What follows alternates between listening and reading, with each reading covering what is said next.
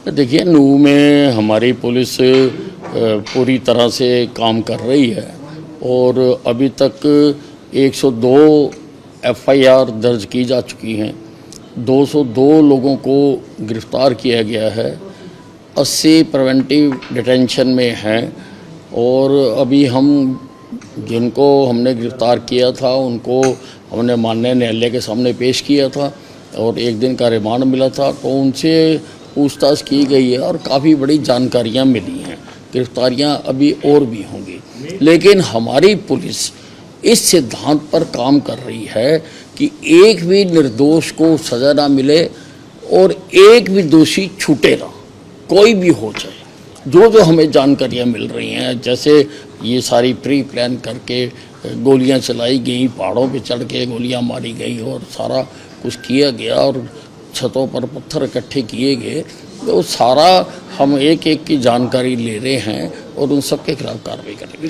देखिए, ऐसा है, इसमें हम पूरी कार्रवाई कर रहे हैं और जिसमें जैसे जिसके ऊपर केस बनता है उसको इलाज करेंगे और इलाज में बुलडोज़र भी एक दवाई है, वो भी जहाँ ज़रूरी होगा हम चलाएंगे।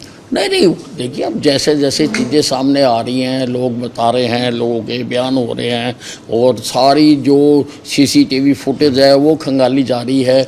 मैंने सभी पत्रकार बंधुओं से भी प्रार्थना की है कि जो उस वक़्त कवरेज कर रहे थे कि उनके पास जो भी फीड हो वो हमारे अधिकारियों को दें और बाकी भी जो लोग यात्रा में थे उन्होंने भी मोबाइल में काफ़ी लोगों ने बनाई हुई है, दे शुड कम फॉरवर्ड और आकर बताना चाहिए कि ये हमने रिकॉर्ड किया है और उसके आधार पर हम कार्रवाई कर रहे हैं। नहीं, देखिए, ये जो भिवानी वाले एसपी जिनको नूह में लगाया गया है वो पीछे काफ़ी 1-2 साल से नूह में रहे हैं और अब क्योंकि नूह के एसपी सिंगला साहब छुट्टी पर गए हुए थे, जब हादसा हुआ तो तब उनको वहाँ पर बुला लिया गया था, तो अच्छी प्रकार से व्यवस्था हो सके इसलिए उनको ही अब परमानेंट वहाँ का एसपी लगा दिया गया है। देखिए, किसके पास इनपुट थी, किस लेवल की इनपुट थी, किसको बताया गया, हम इसकी जांच कराएंगे। देखिए, इतने बड़े मामले हैं,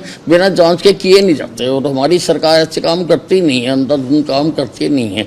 तो उसका मैंने जांच कराने के लिए कह दिया है कि किस स्तर पर इंफॉर्मेशन थी, किसको इंफॉर्मेशन थी, अगर उसको थी तो उसने कहाँ तक बताई, किसको बताई, किस लेवल के अधिकारी को बताई।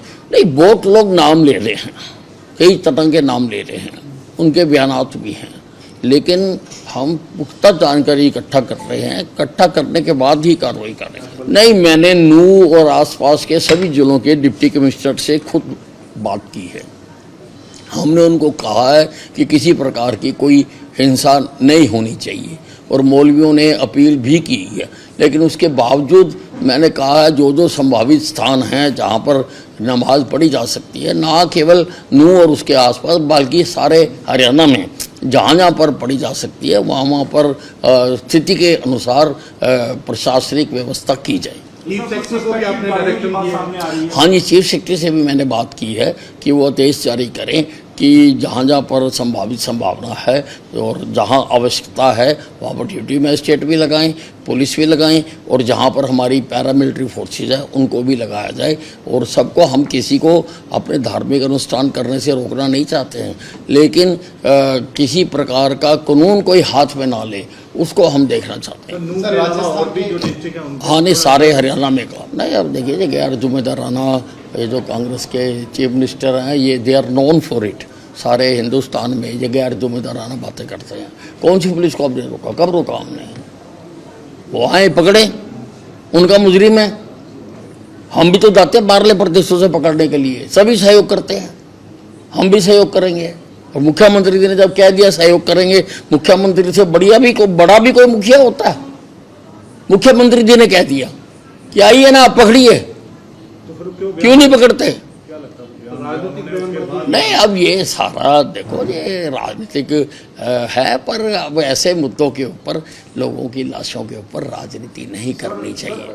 नहीं, उसको पकड़ा जाएगा, हर हालत में पकड़ा जाएगा। उसने जो जुर्म किया है उसको सज़ा मिलेगी, डेफिनेटली मिलेगी। सर पंजाब हरियाणा की कुछ संदिग्ध गाड़ियों की बात सामने आ रही है, क्या कोई ऐसा इनपुट है कि क्योंकि आप पहले भी कह रहे हैं कि सोची समझी प्लानिंग से हुआ ये, तो बाहर से गाड़ियां और लोग अब कुछ लोगों ने वहाँ कहा है कि बाहर से भी गाड़ियाँ आई थी, लेकिन हम उनके क्लेम को सर्टिफाई करेंगे और अगर आई थी तो बाहर से भी पकड़ के लाएंगे। और सर ये बुलडोजर की जो कार्रवाई हो रही है, क्या ये अवैध निर्माण पे हो रही है या आपने कहा कि देखिए मैंने कहा कि जैसा जैसा कसूर होगा वैसी वैसी सज़ा देंगे, और सज़ा में दवाई, इलाज में बुलडोज़र भी एक दवाई है। सर झुग्गियों पर कार्रवाई हुई है वो अवैध निर्माण का ही मामला था या इन लोगों से जुड़ा हुआ मामला था? नहीं, वहाँ पर तो अब किसने करी है कार्रवाई उसको पता करेंगे, और किस कारण से किया गया उसकी जानकारी। रोहिंग्या की भी बात आ रही है कि वहाँ काफी संख्या के अंदर, आपके पास रिपोर्ट है कि और कितने रोहिंग्या जो हैं? नहीं, देखिए सारी रिपोर्ट गैदर की जा रही है और वो तथ्यात्मक रिपोर्ट गैदर की जा रही है। जैसा जैसा होगा मैंने आपको बताया वैसी वैसी कार्रवाई करेंगे हम, बेवजह किसी को परेशान नहीं करेंगे। राहुल गांधी को आज राहत मिली है, लड्डू बांटे जा रहे हैं, कैसे देखते हैं?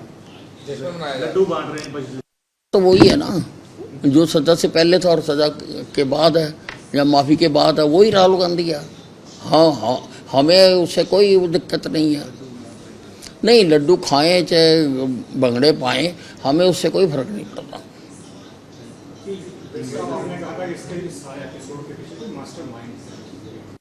ये जो जांच हो रही है, ये सारी बिल्कुल लग रहा है, ये जो सारी जांच हो रही है, इस प्रकार से जिस जंग की प्लानिंग की गई, जिस प्रकार से मोर्चेबंदी की गई, जगह जगह पर मंदिर के ऊपर पहाड़ है, पहाड़ के ऊपर मोर्चे बनाए गए, एंट्री पॉइंट्स पर मोर्चे बनाए गए, ये बिना योजना के थोड़ा होता है, ये अकस्मात थोड़ा होता है। हर आदमी के हाथ में लाठी थी, लाठियाँ वहाँ पे फ्री बंट रही थी, किसी न किसी ने व्यवस्था की है लाठियों की, गोली चली है, गोलियाँ वैसे ही लोगों ने रखे हुए हैं, हथियार कोई ना कोई लेके आया है हथियार।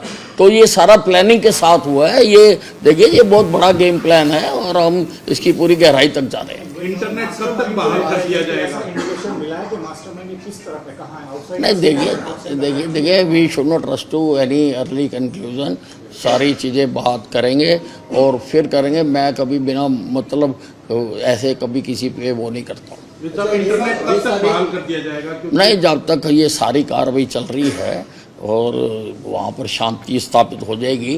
कर्फ्यू में बीच बीच में हम ढील दे रहे हैं और समय समय पर जो अथॉरिटीज़ हैं वो असेस कर रही हैं। जैसे जैसे असेसमेंट होती जाएगी वैसे वैसे देखिए, उसके लिए जो कोर्ट है, जहाँ जो पुलिस कर्मचारी उसके खिलाफ कार्रवाई कर रहे हैं, वो उसके लिए उचित कार्रवाई कर रहे हैं। इसके उस बात से तो कोई इस केस के ऊपर असर नहीं है कोई। नहीं, देखिए हमने अप्रैल में वहाँ पर ये नया जाम तारा बनता जा रहा था, तो लगभग 5000 पुलिस कर्मचारी डालकर हमने वहाँ पर स्कैनिंग की थी, घर घर तलाशी ली थी और कई हमें लैपटॉप मिले थे, कई सिम कार्ड, कई हज़ार सिम कार्ड मिले थे, एटीएम कार्ड मिले थे और ऐसा सारा सामान मिला था। तो हमने कार्रवाई भी की थी।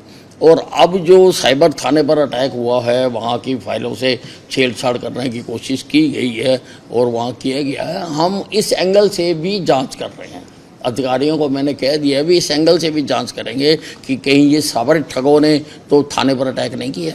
नहीं, देखिए ऐसा है, लगातार वहाँ पर पीस कमेटीज़ की मीटिंग्स हो रही हैं और वहाँ के लोगों को भी बुलाया जा रहा है, कहा भी जा रहा है, वो जितने भी तरीके हैं वो सारे अपनाए जा रहे हैं। देखिए ऐसा है, एक स्टिंग ऑपरेशन हुआ है, वहाँ पर एक इंस्पेक्टर उसमें कुछ कहता सुनाई दे रहा है।